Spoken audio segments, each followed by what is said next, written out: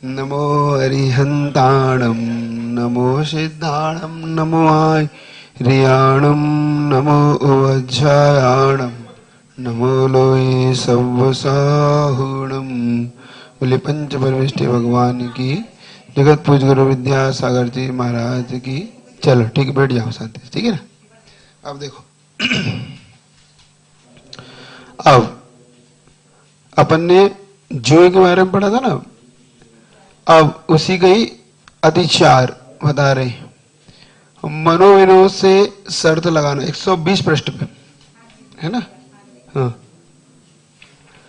जो मजाक में अब इसके जुए का त्याग करने के बाद उसमें क्या दोष लग सकते हैं, तो ध्यान रखना।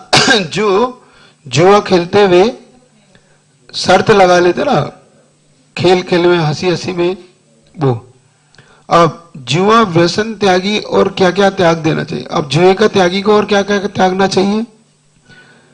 व्यसन के बहन रसादिक सिद्ध करने में तत्पर से दूर करे। अब देखो, जो जुआ व्यसन की बहन है वो क्या, क्योंकि रसादि सिद्ध परता को भी छोड़ दे।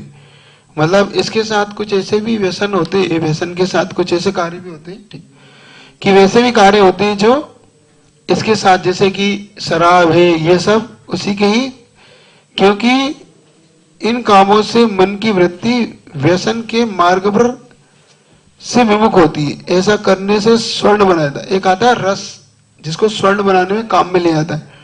आपने सुखचंद्र महाराज और भर्तृहरि की कहानी में सुना था ना, कि वो एक रस बनाते थे, रस से जिससे कि स्वर्ण बनता था। तो ये रस कि रस इत्यादि की जो सिद्धि की जाती है वो सब भी छोड़ देना चाहिए, क्योंकि इससे धन प्राप्त करता है। अथवा एक अंजन चोर की कथा आती है ना, अंजन इत्यादि लगाने के लिए अंजन बनाया जाता है, जिससे जमीन में गड़ा हुआ धन नेत्रों से दिखने लगे, ऐसे काम की सिद्धि। अथवा मंत्र आदि के द्वारा ऐसी खड़े सिद्ध करना जिससे योग से चाहे जहां अदृश्य होकर जाना जा सके। इस प्रकार से ये भी एक प्रकार का जुए में एक और अतिचार इत्यादि की ऐसे कार्य नहीं करना चाहिए। अब तो वो नहीं होते, ये पहले होते थे। जब व्यक्ति इस प्रकार की तंत्र से मंत्र सिद्धियां करता था, उन सिद्धियों के माध्यम से, उन सिद्धियों से व्यक्ति लोगों के यहाँ चोरी करना, उनके धन इत्यादि को हड़प लेना, अथवा अदृश्य धन को देखकर उसे प्राप्त करना, ऐसा ये होता था। तो जुआ के त्यागी को ये सब भी त्याग देना चाहिए। अब बताने, मांस खाना व्यसन है। अब वो किसे कहते हैं। अब मांस की उत्पत्ति अपवित्र, मतलब मांस जो होता है त्रस्त जीवों का पिंड है ना वो, अब उसकी अपवित्र शरीर से होती है। जिंदा या मत शरीर के अंग का भक्षण करना। अब जैसे मांस में सभी आ जाएगा, जैसे कुछ लोग सरकार, जैसे हड्डी है, बाल है, नाखून है, इनको मांस की संज्ञा में नहीं लेती। लेकिन यहाँ कहना है इनका कि कोई भी शरीर का कोई भी पार्ट लोगे, 2 इंद्रिय से लेके संगी पंचेंद्रिय तक का, ये सब मांसाहार की संज्ञा आएगी। ऐसा नहीं हो सकता कि आप इसे मांस की संज्ञा में न लो, उसे मांस में ही आए।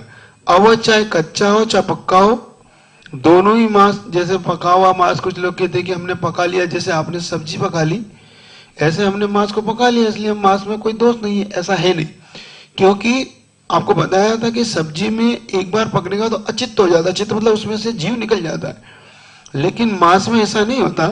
मांस में असंख्यात अनंत जीव, निगोदिया राशि निरंतर उत्पत्ति होती रहती, मतलब होती रहती, मरती रहती, होती रहती, मरती रहती। इसलिए मांस को नहीं खाना चाहिए, मांसाहार जो लोग करते हैं। वैसे भी जैनियों में नहीं होता, लेकिन आप लोग के यहाँ विशेष होते प्रोडक्ट। जैसे मान लो कोई ऐसे बंद पैकेट डब्बे होते ना, इन डब्बों में जैसे कोई बिस्कुट है, कोई ब्रेड है इत्यादि है, मैगी है, चाउमीन, इनमें जरूर डाला होता है। पैकेट वाले मिल्क में तो नहीं कह सकते, लेकिन हाँ वो अभक्ष जरूर हो जाता है अपनी यहाँ अंतर्भूत बात।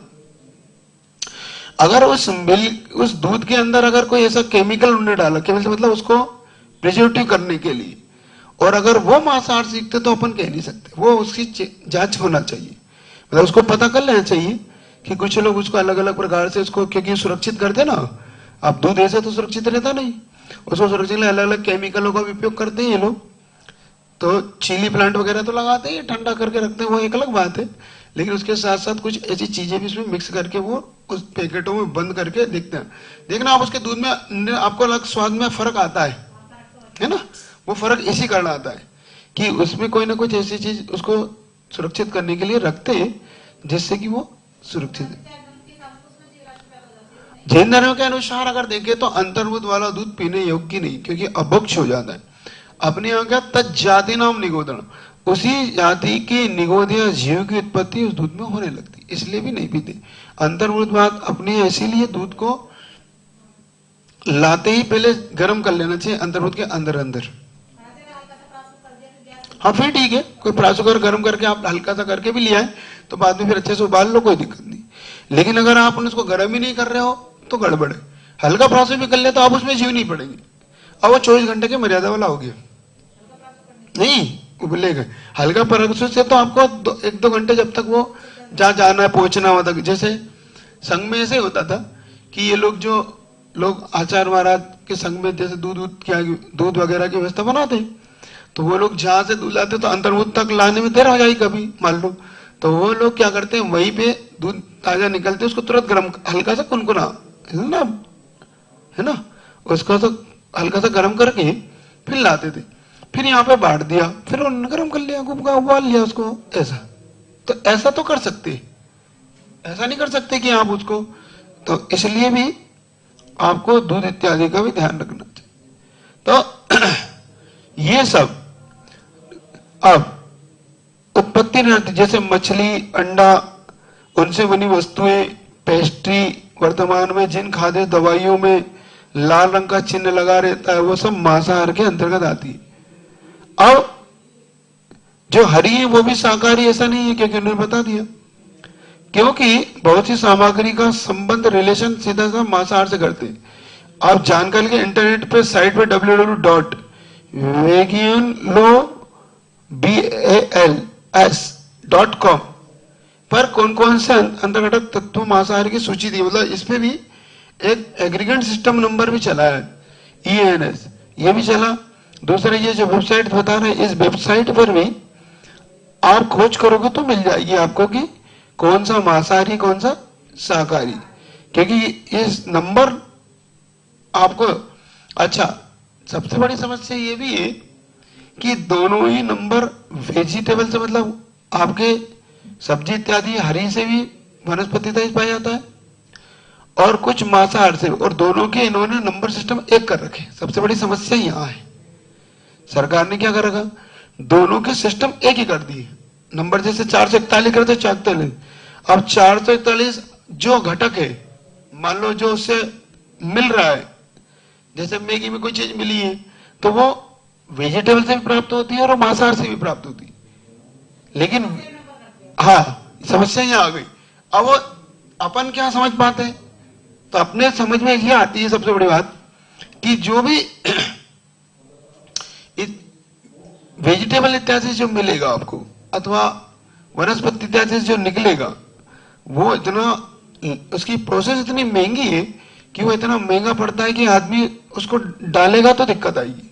और मांसाहार से स्लेटर हाउस से इनको इतना सस्ता मिल जाता है क्योंकि वो उनके लिए कचरा है, वो उन्हें फेंकना ही रहता है, बल्कि वो जर्दी फर्दी जो रहती है ना ये सब इतनी उनके लिए, मतलब समझो कि तो पैसा मिल रहा है उनको, इसलिए जितनी सस्ती बिकती बिक जाती है, इसलिए भी वो उससे उसको प्राप्त करके उसका उपयोग करते रहते।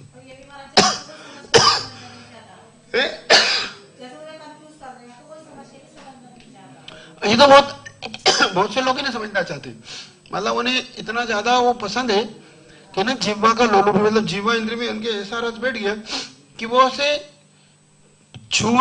मतलब छोड़ना भी नहीं चाहते, जानबूझ के वो ऐसा कहते कि नहीं ऐसा कुछ है ही नहीं, उनका मानना है कि नहीं। उनसे अगर आप पूछने जाओगे तो वो कहेंगे नहीं ऐसा कुछ है ही नहीं। तो यहाँ पर उसे सिर्फ समझने की बात है। तो जो हरा चिन्ह निकलने लगे, अब ऐसे व्यक्ति का भी नाम बताओ जो इतने महान थे कभी मांसाहार नहीं खाते थे, ऐसा महाराज ने प्रश्न को उठाया।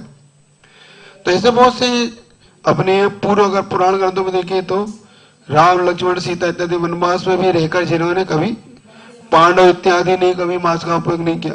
महात्मा गांधी ने जब भारत देश को स्वतंत्र किया तब भी, और ऐसे महाराणा प्रताप इतने हुए, अब्दुल कलाम, एपीजे, तो मुसलमान होकर भी देखो एपीजे अब्दुल कलाम शाकाहारी थे, वो मुस्लिम होकर भी कभी इन्होंने मांस का उपयोग नहीं किया। तो इससे लगता है कि जरूरी नहीं कि हम लोग मांस का उपयोग करें, हमारा जीवन नहीं, हमारा जीवन तो बिना मांस के भी चल सकता है। सबसे बड़ी बात तो हम लोग शाकाहारी, उसकी सबसे बड़ी हमारे शरीर की संरचना जो है वो सबसे बड़ा प्रमाण है हमारा शाकाहारी होने का।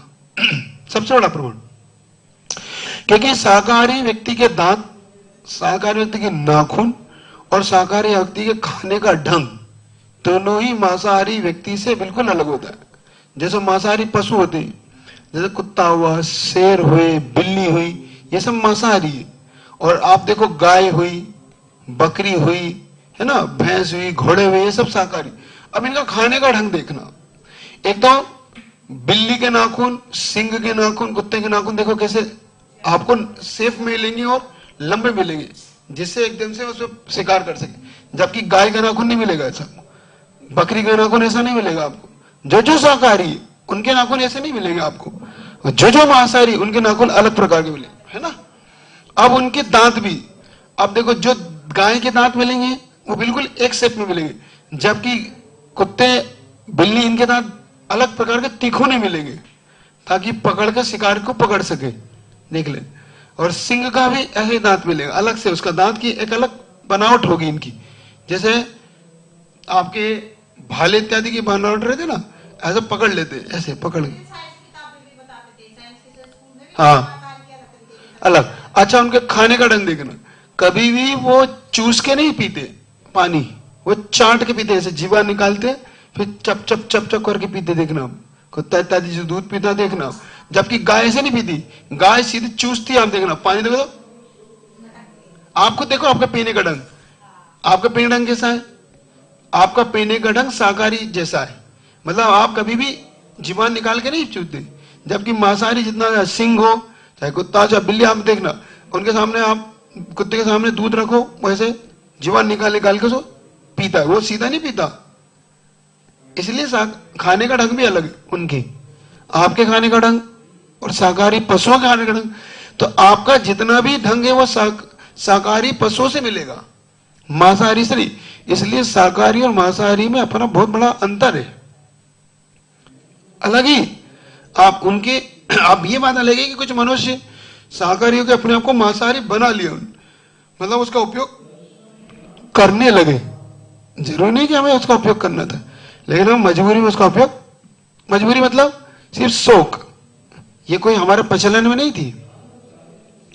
अब अगर आप थोड़े उधर रेतीली प्रदेश में चले जाओ तो वहां उनकी मजबूरी थी, देखो वो कल्चर में आ गया, वो उनके लिए एक धार्मिक जैसी वस्तु बन गई।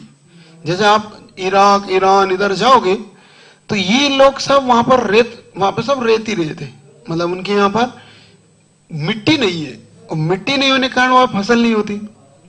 और जब संसाधन नहीं था तो वो लोग अपने जीवन यापन के लिए, दिन तो गर्म होता था तो दिन तो वो शांति से अपने भूमि के अंदर जैसे अपना वो कहते ना बना लेते, और वही रात में विशेष तौर से वो भोजन इत्यादि करते थे। देखो वही उनका कल्चर हो गया। पानी की कमी के कारण कम से कम पानी का उपयोग करते थे हाथ पैर धोने के लिए, तो इसीलिए वो काम कल्चर उनके धर्म पर ढल गया, और इसीलिए वो मांसाहार का उपयोग करते कि वही जो पशु मिले उन्हें खा लिया, क्योंकि अब खाने की वस्तु ही नहीं है, ज्यादा धानवान है ही नहीं, जितना हो गया नहीं हुआ तो ये सब। तो इसलिए उन्होंने जीवन को बचाने के लिए मांसाहार का उपयोग किया, और वो मांसाहार उनके कल्चर में स्वभाव में आ गया, वो धर्म का रूप ले गया। सबसे बड़ी तो विडंबना ये है कि जो चीज शाकाहारी थी वो मांसाहारी में बदल गई। अब वो धीरे धीरे फिर उन्होंने, कुछ लोगों ने इसको धर्म का रूप देके, कुछ लोगों ने अपनी कि भाई हमें शक्ति वर्धक है, ये है ऐसा कह के उसका, और कुछ लोग जिह्वा इंद्रिय के कारण। और ये आज से नहीं है, खैर ये तो अपन चतुर्थ काल से कहानियां पढ़ते आए किस प्रकार से मांसाहार का उपयोग करते थे। तो ये लोग उस समय से। इसलिए एक बात तो सिद्ध हो गई कि मांसाहार जीनियों का अथवा मनुष्यों का भोजन नहीं है, क्योंकि उनके खाने का ढंग, पीने का ढंग सब कुछ शाकाहारी जैसा ही है। प्रकृति ने इतनी चीजें दी है शाकाहारी की कि मनुष्य को मांसाहारी होने की आवश्यकता नहीं है। और मांसाहार लोग ये समझना चाहिए कि कोई जीवन मांसाहार से चलता, ऐसा भी नहीं। ये कहते हैं घास फूस खाते हो तुम लोग, हम लोग खाते हैं, देखो ये कहते। और उनकी धारणा ये भी बनी हुई है कि ये सब मनुष्यों के लिए बने, खाने के लिए बनाए गए। ये कैसे हो सकता है? नहीं, जैसे आपके बेटा आपको प्यारा है तो वो भी तो किसी का बेटा है। जिस बकरी को, जिस मुर्गे को आप खा रहे हो वो भी तो किसी की संतान है, ऐसा। लेकिन वो उसको नहीं मान के ये तो हमारे लिए बनी, तो कोई बात नहीं, अगले बार में आप उनके लिए बनोगे। एक दूसरे को भाई ये तो चुकाना तो पड़ेगा ही भाई, उधार है ये चुकाना पड़ेगा। एक बार ध्यान रखो, आज जिन लोग के बेटे इत्यादि मरते हैं वो बाद में रोते हुए आते हैं कि हमने ऐसा क्या किया। तो आपने ऐसा क्या किया आपको क्या पता? आपने जब उनके बच्चे को मारा तो आज आपके बच्चे मर रहे हैं। तो इसलिए भी इस मांसाहार से बचना चाहिए। और देखो, ऐसा है नहीं कि शाकाहारी लोग जितना रहते नहीं, वैसे तो ही नहीं, शाकाहारी भी अपने जीवन चला रहे। और देखो, अगर शक्ति की बात करो, जो लोग कहते हैं बहुत शक्तिवान होता है, तो हाथी शाकाहारी और शक्तिवान भी है। एक बात, एक देख लो आप, हाथी है शाकाहारी भी और शक्तिवान भी। ऐसे बहुत से पशु हैं जो शाकाहारी और शक्तिवान। घोड़ा शाकाहारी और दौड़ता हुआ, है ना, मतलब उसकी सब कुछ शाकाहारी। हाँ, सब कुछ ऐसे हैं जिनसे शाकाहारी पशु हैं, जिनमें अपने आप शक्ति बहुत है। ऐसा नहीं कि मांसाहारी होने से शक्ति आती हो, नहीं, शाकाहारी पशुओं में भी बहुत ताकत होती है और वो भी खूब अच्छा काम करते हैं। ऐसा अगर सोचते हो कि शाकाहारी का जीवन नहीं चलता है, तो ऐसे कोई बात नहीं। अपने ऐसे बड़े बड़े पहलवान हुए भारत देश में, जिन्होंने दूध घी खा के बड़ी बड़ी कुश्तियों को जीता है। मांसाहार से जीता जाता, ऐसा नहीं। ये तो हाँ, दारा सिंह वगैरह सब शाकाहारी थे, ये शाकाहारी थे, मांसाहारी नहीं थे। ये तो बाद में अब लोगों के दिमाग में सब प्रचलन बन गया कि इसको खाने से हम लोग, शाकाहारी रहने से हमें शक्ति नहीं आएगी और हम लड़ नहीं पाएंगे, ऐसा। बल्कि वो उत्तेजित करता है, तामसिक बनाता है, इसलिए उनको ऐसा लगता है कि हम ठीक है। ये तो यहाँ पर तो कभी भी मांसाहार का प्रयोग अपने लिए नहीं है, ये बात सिद्ध हो जाती है। और भी कुछ दे रहे हैं कि और भी ऐसे मांसाहारी व्यक्ति जो बहुत अच्छे पदों पे हैं, जो बहुत अच्छे कार्य करते हो, देखो कि मशहूर कि और कितनी ऐसे मशहूर लोग हैं जो शाकाहारी हाँ है। जैसे कि कोई हीरोइन है ऐसे, मल्लिका शेराव है, ये भी, जिसने बहुत अच्छे मार्ग पे दया काम कदम उठा, पर्यावरण इत्यादि के लिए सहायता की है। हीरोइन की ये सब शाकाहारी है, ये सब। आर माघवन, शाहिद कपूर, इसलिए मैं उन्हें लिख के दिया कि मैं शाकाहारी क्यों।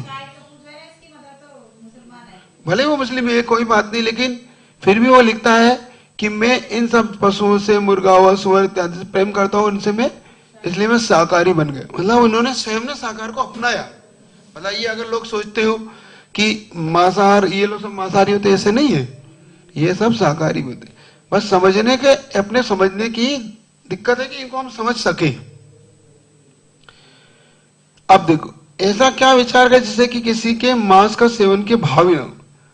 अब देखो बता रहे, अब आपका बेटा स्कूल पढ़ने गया हो, स्कूल छूटने के समय 5 बजे हो तथा आपका बेटा 5:15 तक घर नहीं आता, तो आपको कैसा लगता है? अब उन्होंने उदाहरण दिया कि मान लो 5 बजे और आपका बेटा 5:15 पे घर आता है, लेकिन आज 6 बजे तक घर नहीं आया, तो आपको कैसा लगता है? आपको बेचैनी होती, अपहरण ना हो गया, कोई इसने मार नहीं दिया, कोई ने इसके साथ कुछ किया ना हो। तो जब आपको इतनी बेचैनी होती है, तब विचार करो कि जो पशु पक्षी अपने बच्चों के साथ रहते हैं, उनको आप मार के खा जाओगे तो वो कितनी बददुआएं देगी। सबसे बड़ी बात है उनके अंदर निकलने वाली हाय, उनके निकलने वाली बददुआएं। ये मांसाहारी लोगों के लिए सबसे बड़ी बात है कि वो इस मांसाहार के कारण समझ नहीं पाते कि इन तिरंचों से आपको कितनी बददुआएं मिलती। जैसे अभी भूकंप आया नेपाल के अंदर, तो आज से 2-3 साल पहले आपको पता होगा 2015-16 में आया था भूकंप शायद, जब केदारनाथ, जगन्नाथ इधर इनका है ना, केदारनाथ में तो वो आए थे, बादल फटे थे, अभी भारत देश में ही है। तब वहां पे तो बादल फटे थे। तो वहां पर पता पड़ा था कि वहां पर जो धार्मिक स्थल है इनको उन्होंने पिकनिक स्थल बना डाला, मतलब वहां पे मांसाहार शराब का सेवन होने लगा। तो उनका मानना था कि उसके कारण प्रकृति इतनी कुपित हुई कि इतने बादल फटे कि आदमी वहां बह बह के मरा। नेपाल में तो घर के घर 4-4 मंजिल दफन हो गए, मतलब उनका पता ही लगे कि कहां गए नीचे। 4-4 मंजिले, इतनी ज्यादा भूकंप था। और जब पता किया तो पता पड़ा 6 महीने पहले वहां पर 50,000 5 लाख भैंसों की बलि दी गई थी।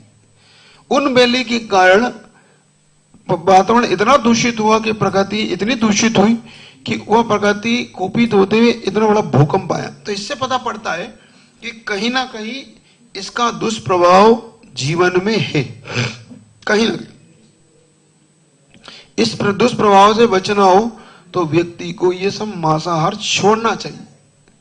लेकिन व्यक्ति अपने जीवन को तो संकट में डालता लेकिन मांसाहार नहीं छोड़ता। यह सबसे बड़ी देखो है ना। करते तो नहीं करते, अब नहीं करना।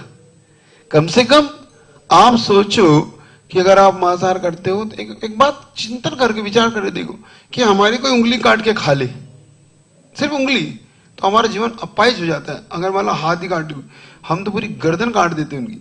तो जो लोग उनकी गर्दन काट देते, आप चिंतन करो कितना तड़पता होगा।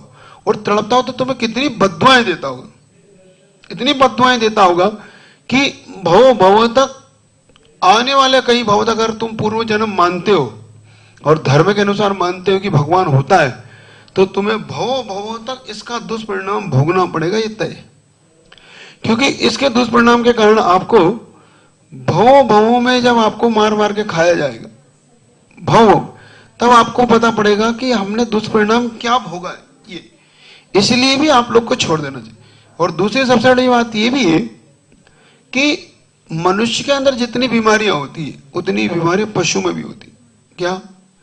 जितनी बीमारी मनुष्य में होती है उतनी बीमारी पशुओं में भी होती है। और जब पशुओं में बीमारियां होती है तो उन पशुओं में बीमारी के कारण वो बीमारी आपके शरीर में भी जाती है। तो अगर आप मांसाहार करते हो तो वो बीमार पशु आपके शरीर में भी बीमारियां उत्पन्न कर सकते, चाहे वो कैंसर का रोग हो, चाहे टीबी का रोग हो, चाहे ब्लड प्रेशर हो। तो ये रोग आपके अंदर उत्पन्न होते अगर आप मांसाहार का उपयोग करते हो तो इसलिए भी आपको लोगों को छोड़ देना चाहिए। आपके इसमें तो जैसे सिख हैं, आप पंजाबी है ना, सिख हो ना, तो आपके इसमें तो अमृत चखाते कि नहीं चखाते? अमृत जब अमृत चखाते तो इनका त्याग कराते कि नहीं? तो जब आपके गुरु, क्या आपके गुरु करते हैं मांसाहार? नहीं करते। आपके धर्म में आया मांसाहार का? नहीं है। तो फिर क्यों खाते हो? हमने बहुत से पंजाबी व्यक्तियों से मिला तो उन्होंने ऐसे व्यक्ति मिले जिन्होंने अमृत चख रखा, तो वो कहते महाराज हमने अमृत चखा रहा, हम नहीं खाते। अमृत का मतलब वो पकड़ा कि आपको संकल्प कराते हैं ना, वहां पे गुरुद्वारे में ना कराते हैं ना आपके गुरु। तो जब वहां कराते और अंडा भी नहीं खाना चाहिए, जब आपके वहां कराते तो फिर आप लोग क्यों खाते हो? जब आपके गुरु नहीं खाते, आपके यहाँ भगवान का तो कोई शायद रोल नहीं है ना, गुरु का रोल है आपके यहाँ तो, है ना। भगवान तो कोई होते नहीं और शास्त्र होते हैं जो गुरु लिख के गए, है ना। तो दो चीजें होती हैं आपके यहाँ, गुरु और शास्त्र। तो जब आपके शास्त्र में भी नहीं लिखा है और जब आपके गुरु भी नहीं खाते और सब आपको अमृत चखा के जब प्रतिज्ञा दिलाते हैं तो आपको अब सोचना चाहिए कि मांसाहार छोड़ देना चाहिए। छोड़ सकते हो? परिवार भले ही खाए लेकिन जब तक वो समझेगा तब छोड़ देगा, लेकिन तुम्हें छोड़ देना चाहिए। क्योंकि मैं एक बात बता रहा हूं, एक अभी हमने इन लोग को भी बताया था कि हमारे यहाँ पर भगवान की एक मूर्ति थी बहुत 12 फीट ऊंची। कुंडलपुर की घटना है, कभी नाम नहीं सुना हो तो, जो गौरव गाथा में तुमने अगर सुना हो कभी, तो वहां पर एक सरदार बालक 18 साल का जब वो मूर्ति को उठाने लगा क्रेन में बांध के तो मूर्ति हिली नहीं उससे। क्यों? क्योंकि वो मांसाहार करता था।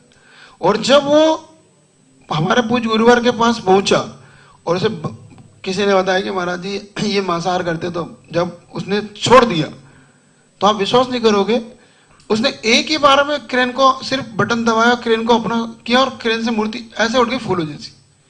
कारण जब तक वो मांसाहार करता था, जब तक वो भगवान भी उससे नहीं हिल पाए।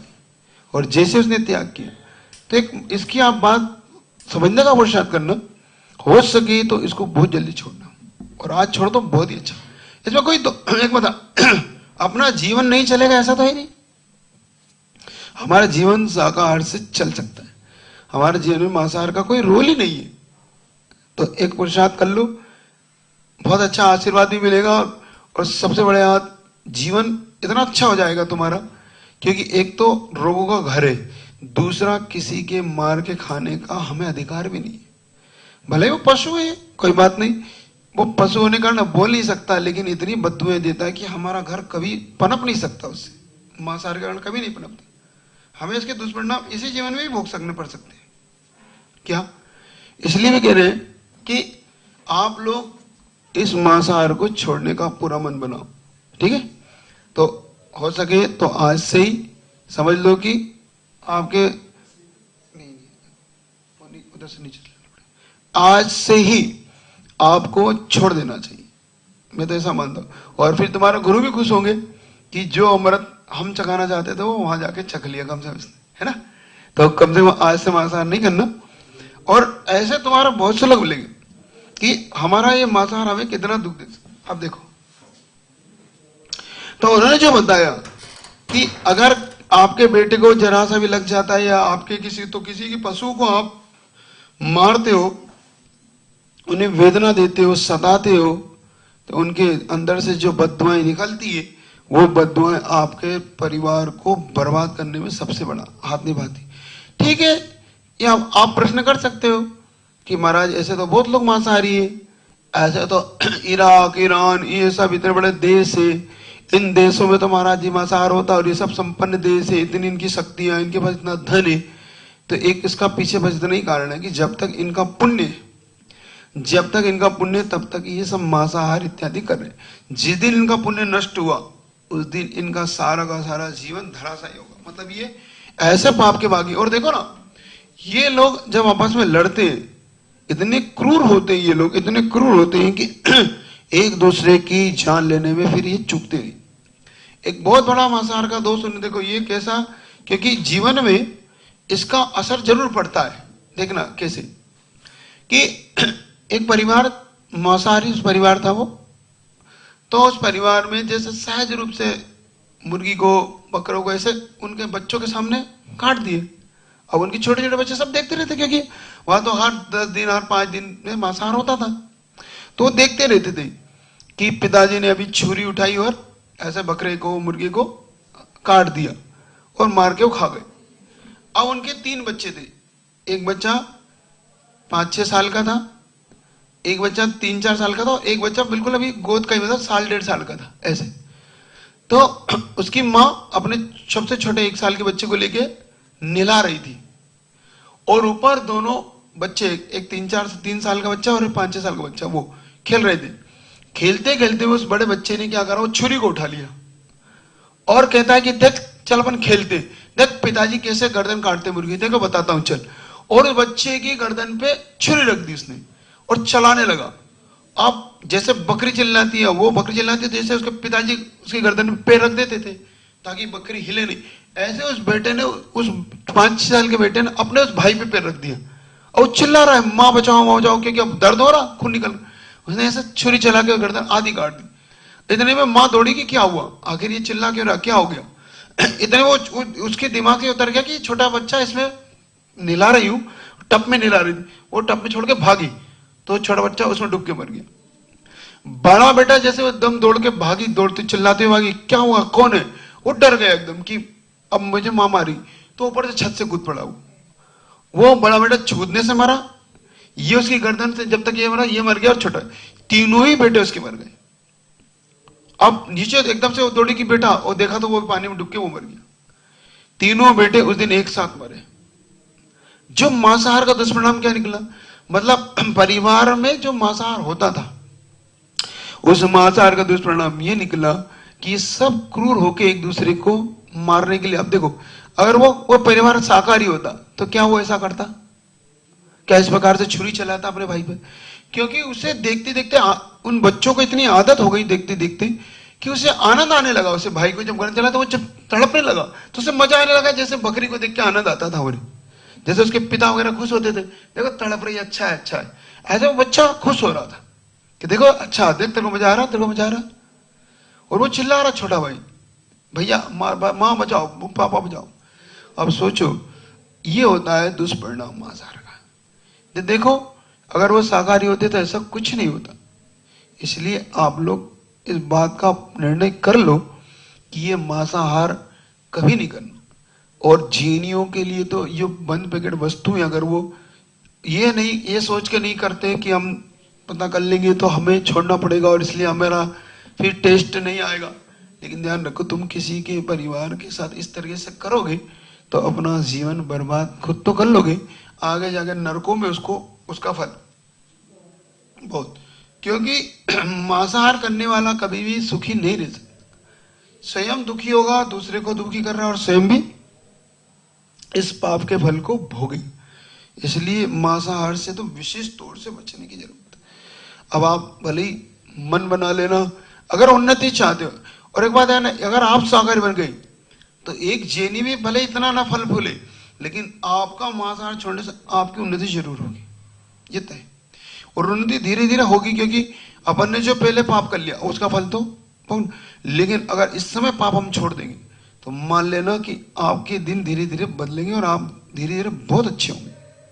इसलिए आप शाकाहारी बनिए। आप शाकाहारी बनना, शाकाहारी का उपयोग करना, मांसाहार को छोड़ देना, विशेष तौर से कह रहा हूं आपसे, क्योंकि ये मांसाहार आपके जीवन को धीरे धीरे कहीं ना कहीं गड्ढे में ले जा रहा है। ठीक है ना? तो छोड़ने का पुरुषार्थ करना, पूरा पूरा भाव रखना कि हम मांसाहार छोड़ दें। अब मांसाहार के कुछ अतिचार होते हैं। देखो, चमड़े की वस्तु से पहले क्या होता था, अब तो नहीं होता। पहले चमड़े की वस्तुओं में मांसाहार, जैसे चमड़ा है उसके अंदर घी रख दिया, तेल रख दिया, आपने इस प्रकार से आपने ऐसा सुना होगा कि जो आता है अपना, इसको इधर रख दो पहले। हाँ। तो आपने सुना होगा कि पहले वो बोलते थे चमड़े की मशक सुना आपने? नहीं। हाँ, वो ऐसी मशक होती थी, उस मशक के द्वारा पानी इत्यादि वो भर के और छिड़कते थे। उसी मशक के माध्यम से वो लोग घी, तेल, हींग, नमक ये सब आता था पहले। क्योंकि उनको ले जाने के लिए, जैसे पहले हींग आती थी अपने हींग अपने यहाँ नहीं होती थी, हींग उत्पन्न होती थी विदेश, मतलब ईरान, इराक, इनके पेड़ होते हैं, जैसे आपके गोंद होते हैं ना, गोंद। तो गोंद में जैसे क्या करते हैं, पेड़ों में थोड़ा थोड़ा क्रॉस लगा देते हैं। क्रॉस लगाने के बाद उनमें से गोंद जैसा तरल पदार्थ निकलता है, बाद में सूखने के बाद तो गोंद हो जाता है। ऐसे ही उन हींग में क्या होता है कि उनके पेड़ों में ऐसे कट लगा देते, फिर उसको एक मटकी में उसके पदार्थ को निकाल के फिर इसको सुखा लेते हैं। उस रस को फिर चमड़े की उसमें भर के फिर अपने भारत में जहां जहां चाहिए वहां भेज देते। फिर अपने यहाँ कहते हैं उसको, फिर अब चूंकि अपना चमड़े से टच हो गया तो अपन उसको सेवन नहीं कर सकते। नहीं, चमड़ा सीधे त्रासजीव तो पहला पैदा थे ही, क्योंकि चमड़ा कभी भी शुद्ध नहीं हो सकता। त्रासजीव की उत्पत्ति तो होती है नहीं, अब नहीं आती, अब तो प्लास्टिक में आती है, अब तो कपड़े के, क्योंकि पहले इतना साधन नहीं थे ना। अब तो मोटे मोटे कपड़े के लट्टे आते हैं, उनके थैले बन जाते हैं, या आजकल अनब्रेकेबल इतनी प्लास्टिकें आने लगी तो उन डब्बों में भर भर के अब भेज देते। पहले यह सुविधा नहीं थी, इसलिए मैं कह रहा हूं कि पहले और इसमें अब अंतर है। पहले लाने के लिए, अब तो चमड़ा महंगा पड़ता है उनको। अब तो पहले प्लास्टिक इतनी सस्ती हो गई कि अब चमड़ा महंगा पड़ता, इसलिए वो नहीं।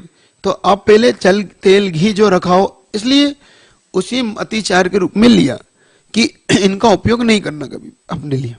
अब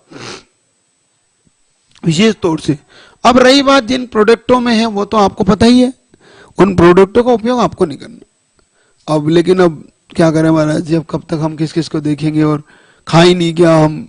तो कुछ लोग ऐसे भी है जो कहते पाए जाते हैं, अब महाराज जैसे तो भूखे ही मर जाएंगे महाराज, अब हम कब तक त्याग करेंगे। और अब आप लोग तो कह देते हो, हम लोग कैसे करें, ऐसा भी क्या करते कि नहीं, है ना। अब चॉकलेट छोड़ने को कहो, बिस्कुट छोड़ने को कुछ कहो, नहीं नहीं नहीं नहीं महाराज जी अभी तो नहीं, अभी तो 6 महीने गए। मैं अच्छे बच्चे बुरे बच्चे नहीं कह रहा हूं, मैं तो ये कह रहा हूं कि छोड़ने का मन नहीं बना पाते। अच्छा बच्चे तो बच्चे बड़े नहीं बना पाते, बच्चों की नहीं कह रहा हूं, जो बड़े हैं समझदार है, डेली पूजा करते हैं, अभिषेक करते हैं, बुजुर्ग हो चुके वो भी बिस्कुट खाएंगे, नहीं कैसे ही खाएंगे, दोपहर में खाएंगे, सुबह खाएंगे, ना जानो नहीं क्या, उनके अंदर भी ऐसा नहीं होता कि अपन छोड़ दें। मैगी खाएंगे, वो बच्चों जैसा काम करेंगे, मतलब वो चॉकलेटें खाएंगे। तो कम से कम आप तो समझदार हो, लेकिन वो भी इस चीज को नहीं छोड़ पाते, इसलिए कम से कम जो छोड़ रहे हैं उनके लिए ठीक है। चलिए आपके 4:30 बजे इतने रख लेना, क्योंकि 6 बजे फिर अपनी क्लास। कल एग्जाम दी थी, अच्छा गया पेपर, अच्छा आपके तैयार नहीं नहीं, पेपर उन्होंने हमारे हिसाब से हाँ तो वो वीडियो नहीं सुनोगे तो कैसे, वो तो अब जारी होगा पेपर, उससे पढ़ेगा। ठीक है चल, जिनवाणी के ज्ञान से सूझे लोग मस्तक दरु सदा, हे जिनवाणी भारती तो हे ज्योति।